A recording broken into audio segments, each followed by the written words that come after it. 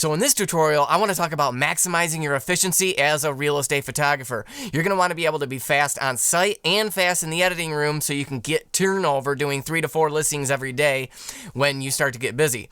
Now, let's start all the way back at the beginning on site. I encourage you, I'm going to leave a link at the end of this video to go watch one of my full tutorials on how to shoot an entire scene using only one speed light and using lighten mode in Photoshop.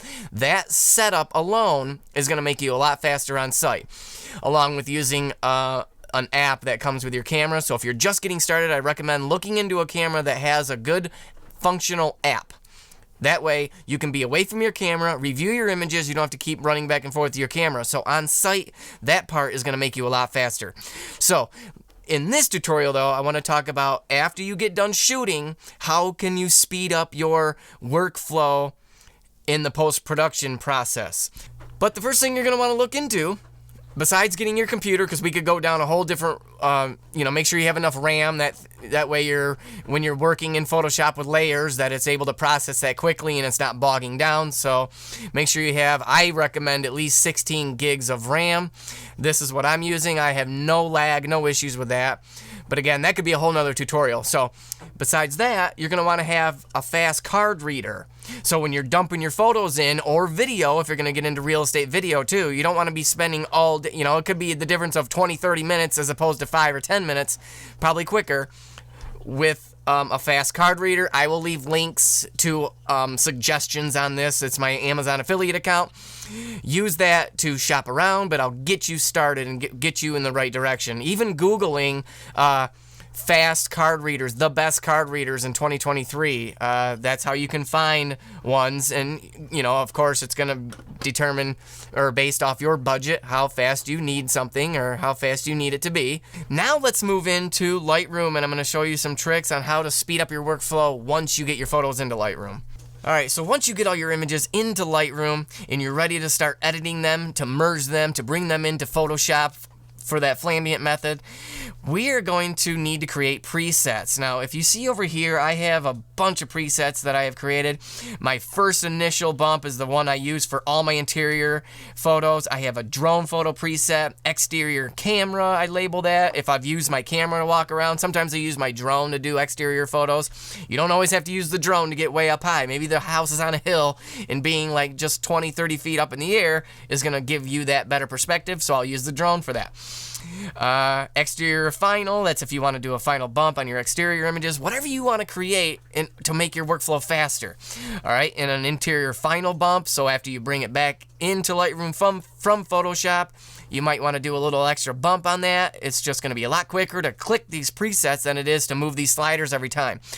Because if you think about it, if you're saving yourself 1 to 2 minutes per photo, say you're delivering on the average of 30 to 50 photos, you could be saving yourself a half an hour just from creating presets in Lightroom. So if you get 3 to 4 listings a day, that could be an hour and a half, 2 hours that you're saving yourself just by doing presets. So don't skimp out on that. Make sure you do that. Super simple. Click the plus sign right here and click on Create Preset. Label it whatever you want, obviously, and then make sure all these are checked and then hit Create Preset. It'll leave it over here. Do that after you have adjusted for your sliders over here. Alright, the second thing that I recommend you do is in your workflow, as you're editing your photos initially, before we group them and bring them into layers as Photoshop, is you are using a star rating just to label them, because a lot of times you're not going to use all of them. Say you did multiple flash pops in a room because you weren't sure how much flash power you're going to need. So you're going to choose later on, you're going to choose the one that's going to work the best to merge it with your ambient layer. So for example, here's one. I'm just going to hit 1 on my keyboard and that's going to give me a star rating. So I know, okay, that one, I definitely want to merge that one to bring it into Photoshop. Let's go on to this one. That one, maybe this one is a repair layer, but say you don't really need it. It was just a test fire. Just leave it blank. Come over to this one. this was a flash pop, we'll use that one and say that's it. We're just going to blend that one with the ambient layer. So now instead of remembering which one was it that I needed to bring in, you've already have it labeled as a star. So 1 through 5 on your keyboard is going to give you a 1 through 5 star rating. 6, 7, 8, and 9 is going to give you a color box around that, depending on how you want to, you know, organize your files that way or your images that way. I just use the star rating. And so if you're starting a new group, that's why I just do 1, and then maybe the next batch here I will start and do a 2 star. That way I'm not confused on if it's a different scene, a different photo, you know, a different photo that we're working on now. These are the 2 stars. So that's just, you know, free no charge explanation on that one. So I would use this one. This is the ambient shot.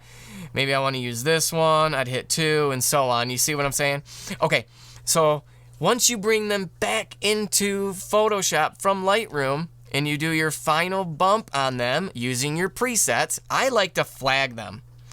So I would just hit the, either you can right click on it and come up here to set flag and then flagged, or just use the little squiggly hash line on your keyboard. It is the key to the left of the number 1 key, and just hit that. So at the end of your listing edit, all you have to do is come over here to filter and then flagged, and it's going to bring up all your flagged images, so you don't have to go through and try to figure out which ones are your final images that you brought in. Make sure you're flagging them. That way you can view them all at the very end. I like to bulk edit. Again, that is the other thing that is going to speed up your workflow, is to do bulk editing. Because if you try to, every time, if you're going to export each image one by one, that is over the whole editing process, that's saving you a lot of time by just doing them all at once. Now, let's get into Photoshop. I'm going to show you some other tricks in Photoshop on how to speed up your workflow there too. So let's just go back to this image and this image. I'm going to right click, edit in, open as layers in Photoshop. So again, this is not a flambient tutorial, it's just a method of how to speed up your workflow. So one of the first things you're going to want to do in Photoshop is start to create actions.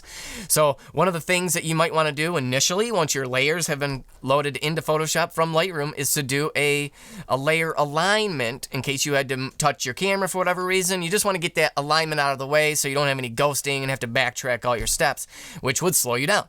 So one thing you can do is create an action by hitting this play button up here. And I have a full tutorial on just how to do this. I will link to that video in this video down below.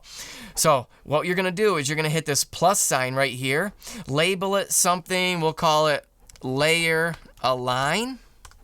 And down here you're going to choose what function key you want to use. I will say, I think I already have it on function 5. I will create function F8. So, and you also have the option to clicking Shift or Command or both. I don't like to confuse myself any more than I already am. So I'm just going to leave it blank. So now all I have to hit is function, hold down function, and then hit F8 on my keyboard to create this. So once you hit record, this process is going to start recording your screen and your actions as you're doing them. So in order to create an align layer action, we're going to command and then click on the bottom layer, making sure both of these are selected. Come up here to edit, auto align layers, making sure auto is selected, and hitting OK.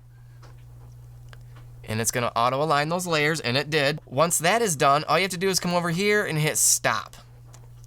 And now if we just Command Z to undo that, now if I come over here to function and hold down and then click F8, it's going to run through the process and auto align those layers. So instead of having to, you know, highlight both of them, go up to edit, all that stuff. So whatever other tools that you find that you're doing all the time with all your edits, just create an action for that, and it's going to speed up your workflow.